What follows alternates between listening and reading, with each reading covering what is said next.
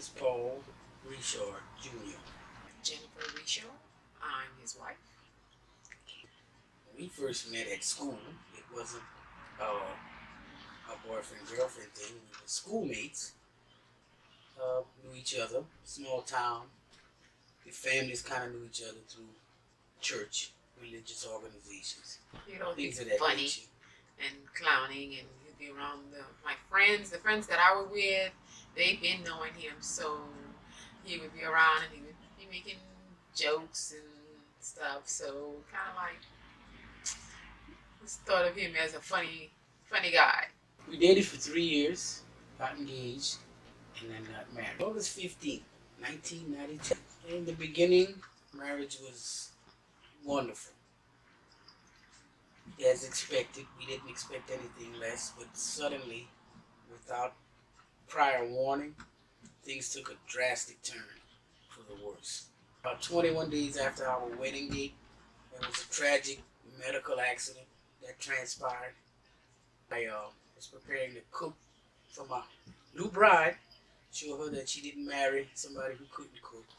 And throughout the process of preparing to cook, I felt this discomfort.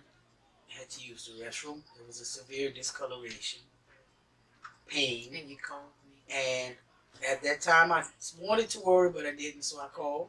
Okay. Well, I was at work and I got a call from Paul to be alarmed, but I had gone to the restroom and my urine looked a little dark, maybe a little brown, and so he's like, I don't know, I'm not sure if it's anything, but I'll just watch and pay attention. And so I'm like, okay, but I was supposed to have gotten off in the next hour, but I wound up having to work a whole nother hour.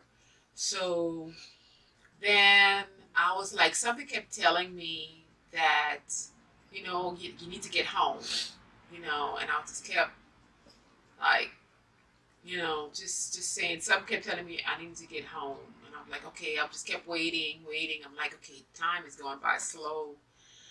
And I was like, I definitely need to get home. So when I finally was able to get a break, I was like, okay, I'm ready to go home. I can get home. So I was driving, and then when I got home, I don't know, I just came in, and when I came in, I just seen all blood, and I was like, come on, like, we gotta go to the hospital. Now, I mean, I'm young, I'm just married 3 weeks, 24 years old, and I was like, I didn't know what else to do. I'm like, in my first instinct, it's just like, let's go, we're going to the hospital. And once we got to the hospital, they seen all the blood that was in the urine. They was like, oh goodness, that's a lot of blood. So they also did x-rays. And then finally they brought us and said that, well, you're going to need to stay in the hospital. Yes. You need to stay in the hospital. And that's when we found out after the x-rays that his kidney was breaking down and he was passing it through his urine. So they said that they were going to have to do surgery to remove the remaining pieces of the kidney the next morning. I felt worried, inexperienced. I was a new wife. I, I just felt that I didn't know what was going on. This was all new. And I was kind of not knowing. I was more like just in shock, I would say, because it just, all of a sudden, he was feeling fine, and then all of a sudden, this to happen. I was just, afraid. I was like, I thought maybe I might lose my husband. After all this transpired, being young, bouncing back for such a major surgery, life goes on, kids came in our lives. We were becoming the average family. with our own spin on things, and one kid, two kids, boy and a girl, beautiful. And once again, life takes us through another series of curves. Um, I was diagnosed after a while after my second child with end-stage renal disease. And basically what that was, the one kidney that I did have took a hard beating from the time I lost the kidney up until the time I was diagnosed. And from that point, being that I had only one kidney, they wasn't able to biopsy and make a full determination, so we had to watch through a series of blood works. Had to change the diet drastically, which was a plus because it shed a lot of pounds, helped me to feel better, and it also helped me to extend my time from being diagnosed to dialysis and possibly transplant. And after being diagnosed with end-stage renal disease, given a short period of time, through prayer and strength, I managed to go a lot longer, but dialysis was pretty much inevitable. Dialysis was something for me as a father, a husband, the backbone of the family, the strength of the family. Mother's always the backbone, but the strength of the family. It was scary. I had to keep a strong face and have a lot of faith. And with that in my corner, dialysis turned out to be one of the greatest things I can honestly say I've ever done.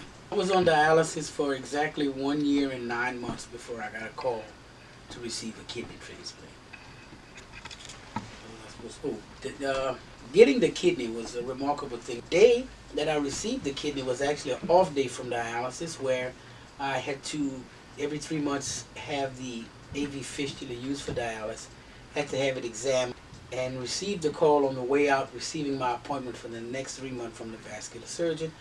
And this had been the 7th time I got called for a kidney, and the only time that I actually had to drive to go to receive the kidney. And I came back home with the kidney.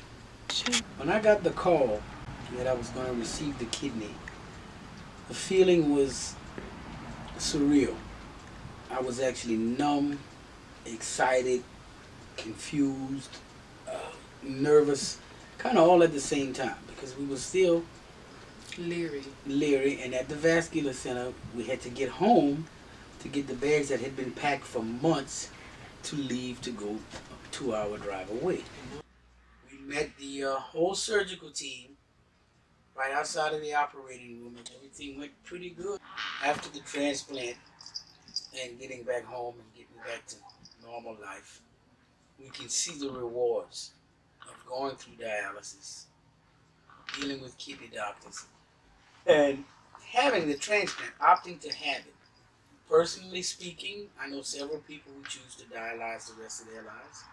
But for me, and the active life that I hold, and the type of work that I do, a young family that is growing to be a great success, they're always active. Life has turned around for the better. I don't see the transplant as a disability or a setback or even a downfall. It was a blessing in disguise. It just made me that much stronger to prepare myself to pretty much deal with whatever life has to offer, with a strong supporting cast, wife and kids, and extended family. I don't regret a moment of having this transplant. I can go to bed happy and wake up with a smile every day. And also,